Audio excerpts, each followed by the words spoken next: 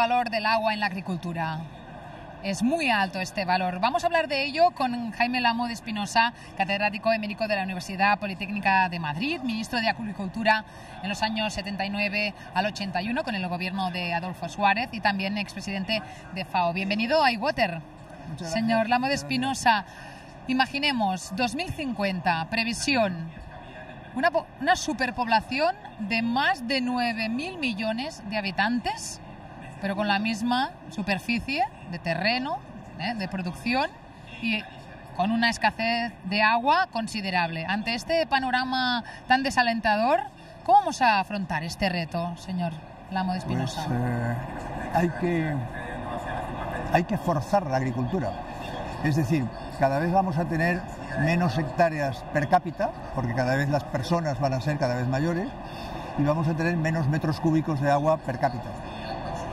Eso significa que, según la FAO, cuando estemos en esos 9.000, 10.000 millones de habitantes del año 2050, necesitaremos un 60% más de alimentos, porque si no la población no solo pasará hambre, sino que morirá por hambre. Y eso requiere poner más tierras en labor, en producción, pero no hay más tierras. Y por tanto la única variable de ajuste que hay no es poner más máquinas, no es fertilizar más, no es poner más fitosanitarios, tal vez sí haya mejoras genéticas, pero sobre todo regar más tierras.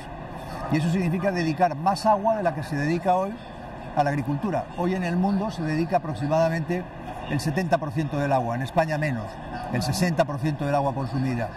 Pero va a ser necesario hacer más inversiones en riegos y a su vez hacer más eficientes los riegos.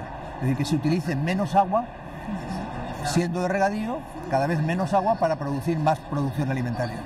Porque a día de hoy, hablando de cifras, estamos hablando que de agricultura un 70%, sí, ¿no?, en cuanto a consumo, y un 30% podríamos decir consumo urbano, doméstico. Eso es. En España menos, en España es un 60% agricultura, 40% entre urbano e industrial, pero claro, démonos cuenta que nosotros tenemos 3,5 millones aproximadamente de hectáreas de riego. A nivel mundial hay 320 millones y cada vez se van poniendo más y más hectáreas en riego, y eso va haciendo que las necesidades de agua sean cada vez mayores, con lo cual ahí hay un cuello de botella y un estrangulamiento que tenemos en el horizonte y hay que saber afrontarlo. Entonces, usted es partidario de este Pacto Nacional del Agua. ¿Qué opina? ¿Es la solución, una de ellas? Aquí en esta feria de iWater hay muchas soluciones a pequeña escala, pero pensando en gran escala. Sí, vamos a ver. Luego le hablo de la feria. Sí.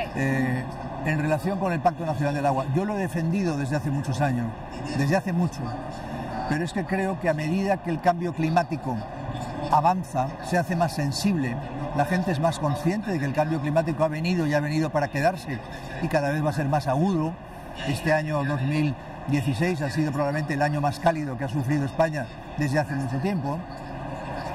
Para poder afrontar los estrangulamientos del cambio climático en temas de agua, se va a hacer cada vez más necesario que haya un conjunto de embalses reguladores y que las cuencas hidrográficas estén todas interconectadas, de tal modo que las aguas puedan trasladarse de un sitio a otro, norte-sur o sur-norte, oeste-oeste, en función de los desabastecimientos, en función de las crisis de agua que va a haber.